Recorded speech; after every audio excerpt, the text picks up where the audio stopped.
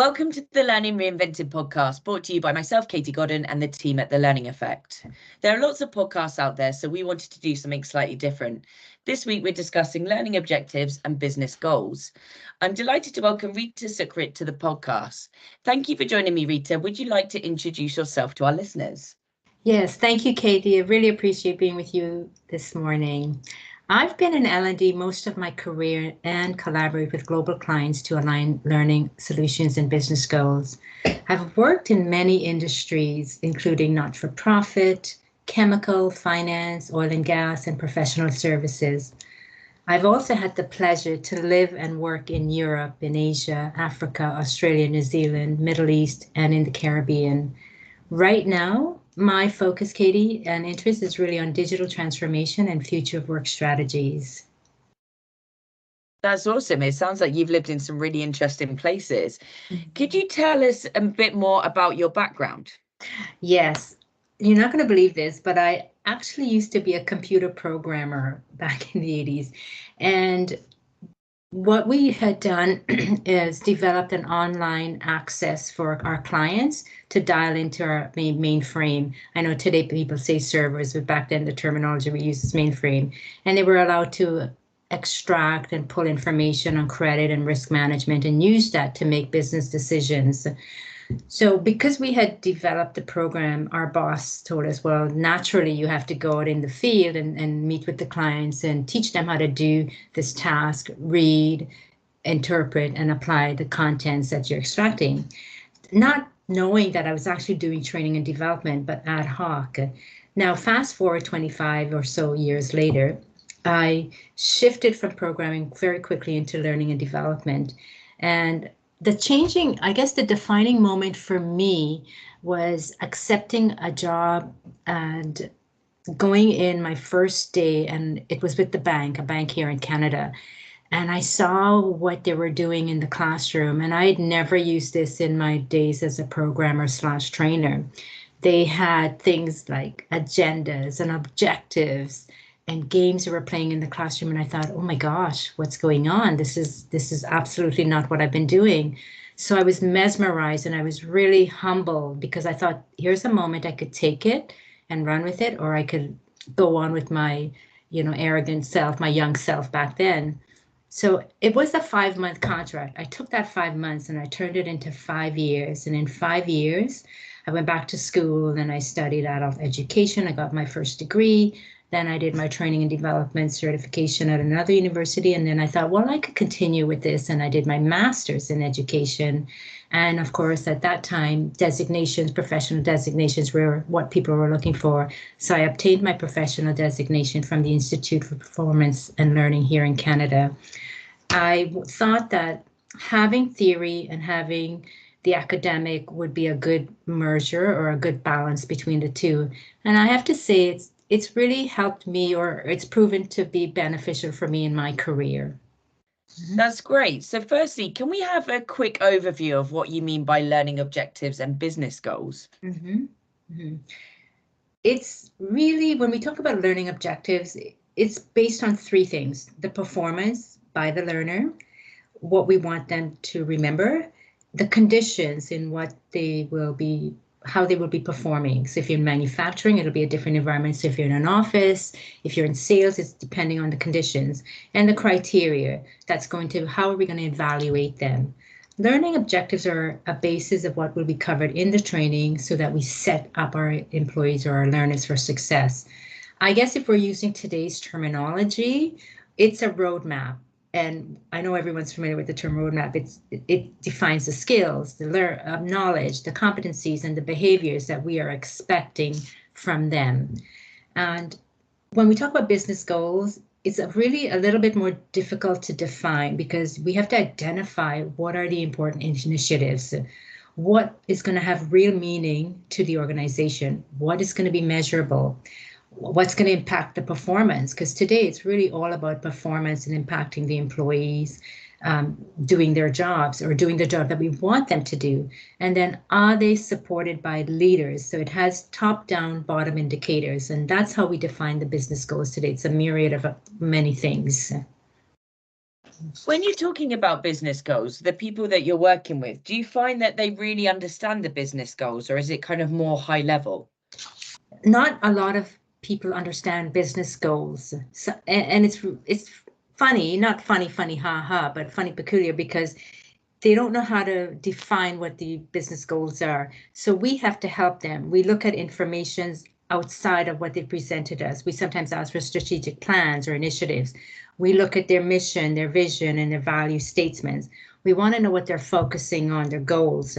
So for example, I have a client in Guyana, and Guyana is one of the fastest growing company right now. They've come across oil and gas in 2015 and have been growing exponentially.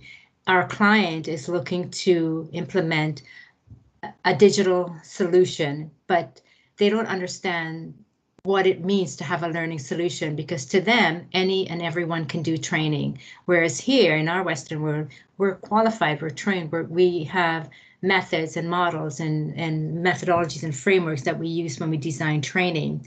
So I had to help them define what their business goals were. And it was interesting. The first thing I did was I started with a needs analysis. And when I did the needs analysis, everything that I was told what they wanted was true, but then I uncovered so much more from the needs analysis that it absolutely floored them.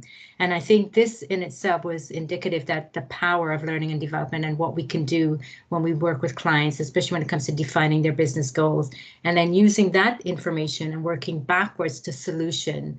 So I'm one more thing. If we look about, we think about when people were coming and asking for training, we would just give them the training because that was the way we were taught in learning, and we had no value or people didn't respect us. And when companies were cutting costs or looking to downsize, the first people to go were the L&D department because they were a nice to have. They weren't serving any purpose or they weren't showing impact. And I think this is what we're seeing and experiencing right now with my client in Guyana. Yeah, definitely. I think I can relate to that as well. Just even nowadays, that still is something that can happen as well, because people tend to think of learning as like you said, a nice to have. But going forward, so when you're thinking about aligning learning objectives and business goals, how do you go about doing so? It's not easy. I mean, we talk about, like, I've been doing this for such a long time, but a strategic organization, learning organization, one that values learning, they will identify skills for both the employees and the organization. And in the case I just talked about, we had to help them do that. What are the skills you're seeking for your employees? And this client is a manufacturing, so we actually had to split it into two, because you've got the office employees and you've got the shipyard employees. And it takes a lot of effort and work and research and spending time and talking and observing and really getting your feet and hands in the trenches to figure it out. But I can sum it up for you in maybe 3 or 4 steps. The first is identify what they're trying to accomplish. What exactly is the business looking to achieve at the end of this training? And then discovering the right data. We are in the digital era right now, and you've got to start using data. If we're not using data, we're missing out on so much. You can't take people's word as truth or 100%. We've got to go deeper than that, because data will not lie, and you can make decisions very, very factually and unbiased using data. And then taking that data, aligning it with the business goals and the learning objectives. And finally, establishing performance-based objectives, because the training is based on these objectives. Everything revolves around the objectives because it's based on business goals. And that's going to how you will needs and benchmark success. That's what we've been doing with our client. And what sort of training are you kind of offering then back? So where you've got your learning objectives and your business goals, what are you sort of offering back to people after you've done that analysis, you've looked at the data, etc.? Is it perhaps that people might need technology, that they may need certain content, etc.? A lot of it today is based on leadership. There's a deficiency or a disparity in what leaders should be doing and what they are doing. A lot of it is change management. People just cannot move along with the changes that we're experiencing. And then a lot of it has to do with the expectations of the employees, because in today's workplace, if an employee is not happy or satisfied with where they are, they will leave. They will not hesitate to walk away. We're in a time where people don't come into a job and stay their entire duration, their life, their career life. It doesn't work like that anymore. And if we don't meet these needs, and these actually show up in needs in when you conduct as proper assessments. So what we've noticed is, in addition to what my client was asking for, we found other pockets. These were the top three: leadership, change management, and employee satisfaction, or meeting the needs of the employees. Mm-hmm. Why do you think it's important that both learning objectives and business goals are aligned? Oh, it's, I was looking in my work, I have to always be reading and looking and researching and trying to figure things out. And 40% of today's workforce are in new roles. Think about it, right? 40%, and 50 to 70% of headcount joined companies post-pandemic, which is leading to productivity issues and burnout. So I know the pandemic is years ago, but because of the pandemic, a lot of people kind of phased out from the workforce. And about 2-3 years, people weren't really hiring. It was like a freeze on everything. So as we came out of the pandemic, we've got many people coming into the workforce that weren't there before. And a lot of companies went through massive hiring. So we've got all these employees, but they don't have the right skills, or their new jobs, or they need to be reskilled or upskilled or new skilled. It's really important for us to align learning and business goals, because it tells us if we're on track. Can you imagine, more than half our population, our workforce, are new, and it's also a framework to demonstrate how the skill development contributes directly to the business success. So obviously the pandemic impacted a lot of things within business, like you said, that there was a freeze, etc. Do you think the people that were coming into the workforce completely brand new, so they're out of an age, perhaps straight out of university, out of school, whatever it might be, they weren't necessarily then used to working in kind of different environments, especially if it's kind of office based? They probably went into a kind of remote role. Do you think lots of training is needed in regards to kind of etiquette as well, to help with those things? Yeah. Around sort of leadership, change management and things? Because obviously, as we're slowly going back into how we used to work, with more people going back into the office, etc., those things are going to realign to how it was before. But there's going to be a load of people that weren't really aware of that, and are kind of used to working remotely. Mm-hmm. I honestly believe remote work is not going to go away. I myself have been 100% remote since then. But I've had the pleasure of working at home at choice during my career. But I want to tap into the generation, or the Gen Zs that are in the workplace now. It's really, they're holding the ACE card, because they are the majority of employees in the workplace. Myself, I could be considered a baby boomer, and we still have up to 5 generations in the workplace today. So how do you accommodate everyone? You've got to come up with a solution that works for the Gen Z. So if they don't want to be in 100% at the office, what is the ideal hybrid? Or even introducing a 4-day work week. What's wrong with that? I think it's welcoming, and companies that are doing it are the progressive companies, and they're the ones that are thriving right now. I don't think we should discount that working remotely at all. I think that is here to stay. It's just we got to figure out ways to make it work for us, and each industry will have to figure out what's best for them. I get it. Certain industries like healthcare, maybe not so much so. But what we do in L&D, what's wrong with developing and creating our learning strategies and our work in our home? And then when we do need to be in the office for training and stuff, why not? What I really admire about the generation today is they absolutely have a better handle on purpose they do things with purpose. They also want meaningful work. I mean, they consider things like the environment, for crying out loud. This is why they want to work at home. Something we probably didn't think much about 20 years ago, right? They're looking for a balance. They want to know where my time is spent most, or where I'm getting the most value. And I hugely respect that in them. And I'm almost jealous to some degree. I wish I had some of that in me, because that is really part of what the future is about, is let's factor all these in and figure out how to make this work. There's nothing wrong with that, is there?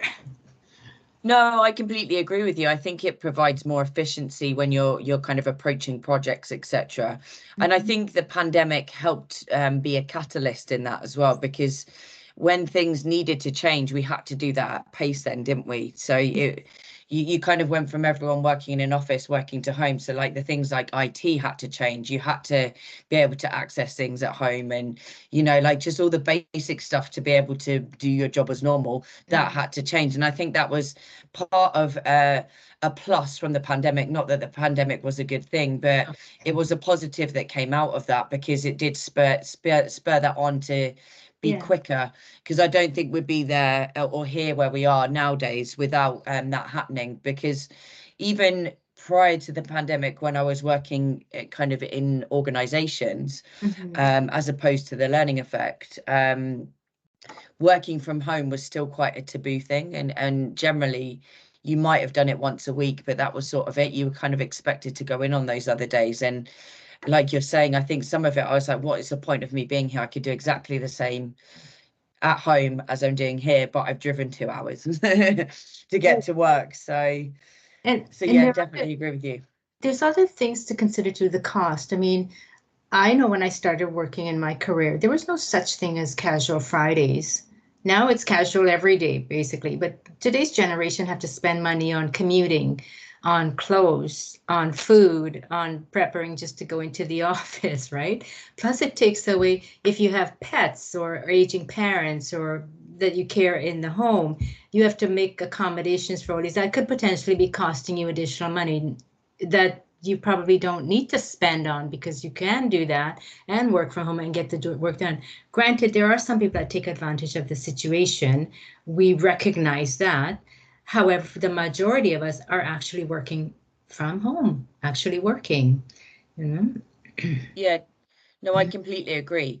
So if we just go back on to kind of obviously learning objectives and business goals. So if they aren't aligned, what happens then? So even if you've kind of scoped them out, you realize that what your learning objective should be, and what your business goals are.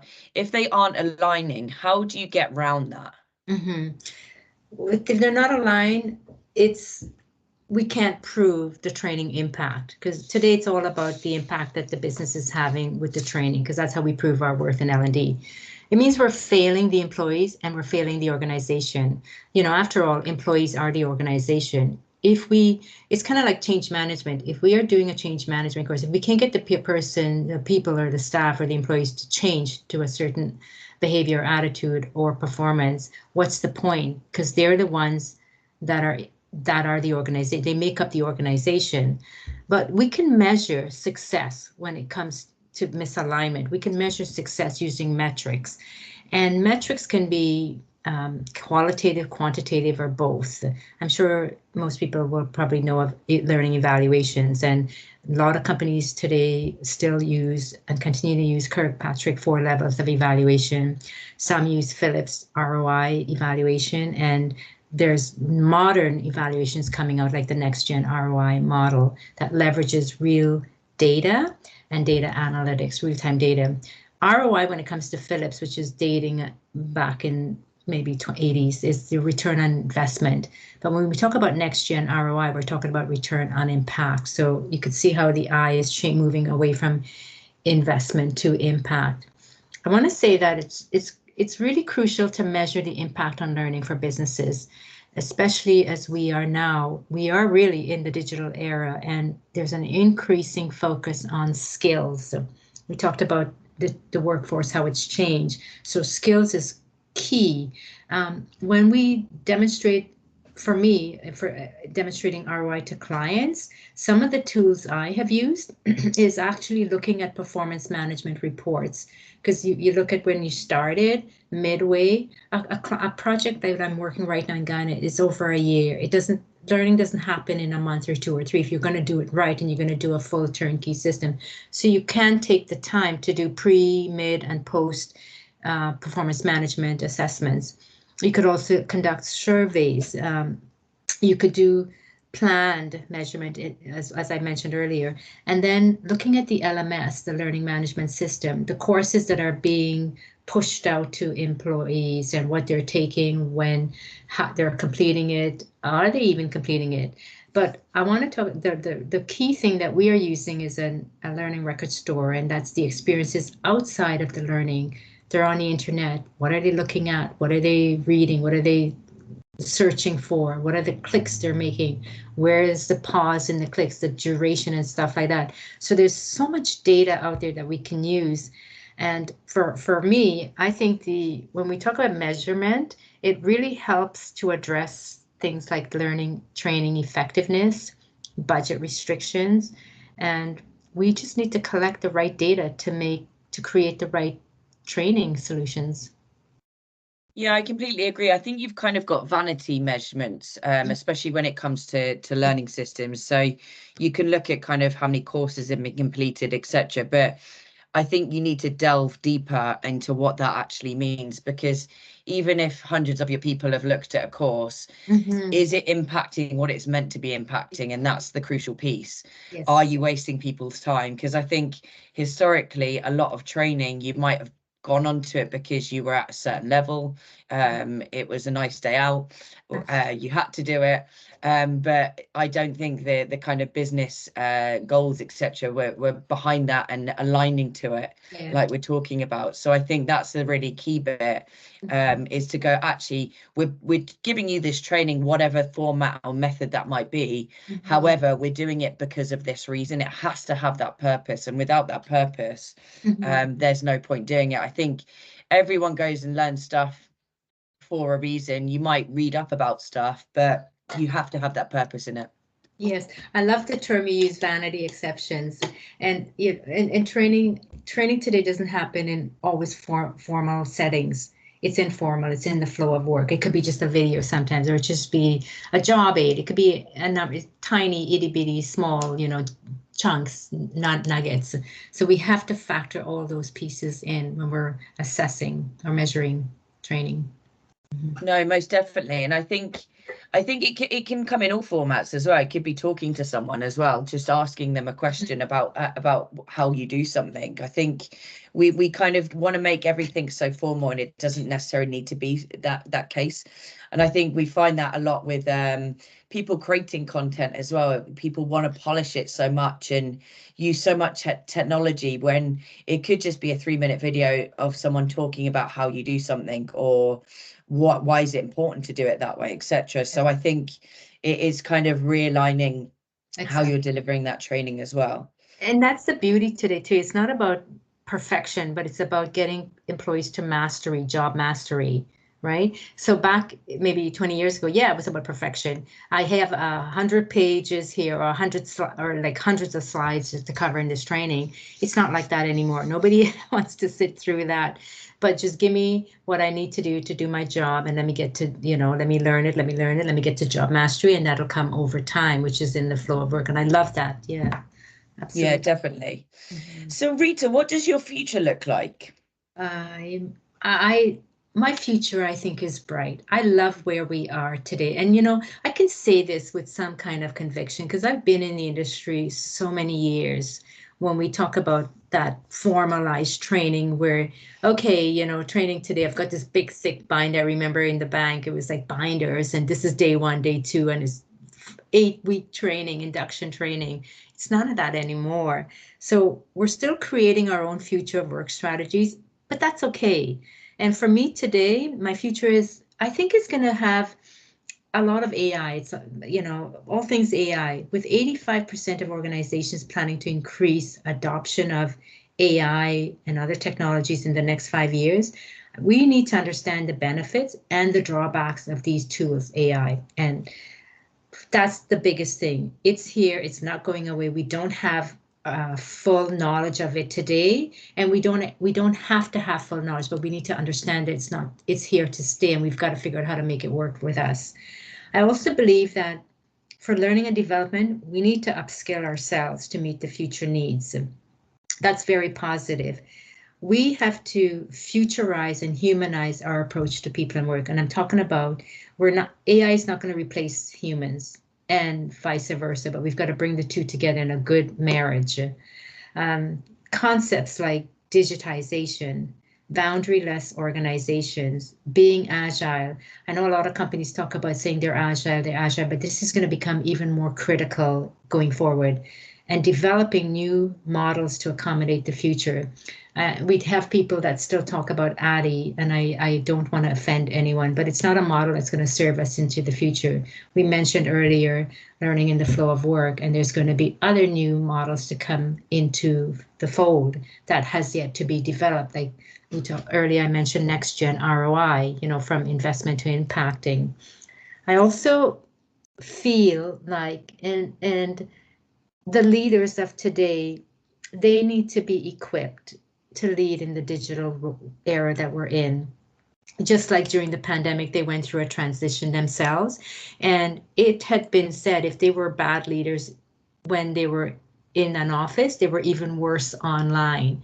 So I want to think we can avoid that by preparing our leaders for the digital era, upskilling them. And I love this because I read this a couple weeks ago because I love all things learning. Flex jobs state that people quit their jobs because of toxic work culture. And while companies say they have a great work culture, that's great. I commend you on that. But it's something a lot of us still need to work on, figure out that workplace culture and addressing mental health, because employees are still, experiencing anxiety and burnout in the workplace. So the future, there's a lot in it, but they're all doable. That's kind of what I envision the coming years to be like for us as we make this transition to the digital era. Definitely, I agree with you on those points as well. I think we've still got some way to go. Mm-hmm. If people want to follow you on your journey and your next steps, how do they go about doing so? The best is LinkedIn. I mean, we are global, right? We are, there's no boundaries anymore. So I think the best way is on LinkedIn. Perfect. Thank you very much. And thank you so much for talking to me today, Rita. It's been really interesting. And we'll put all your links that you've suggested in the show notes below. Thank you, Katie. It was a blast. Thank you for listening to this episode of the Learning Reinvented podcast. We hope you enjoyed it. If you've not already done so, please follow our podcast. And if the Learning Effect can help you and your organisation, please do get in touch. You can find both James and Katie on LinkedIn, and our contact details are in the show notes below.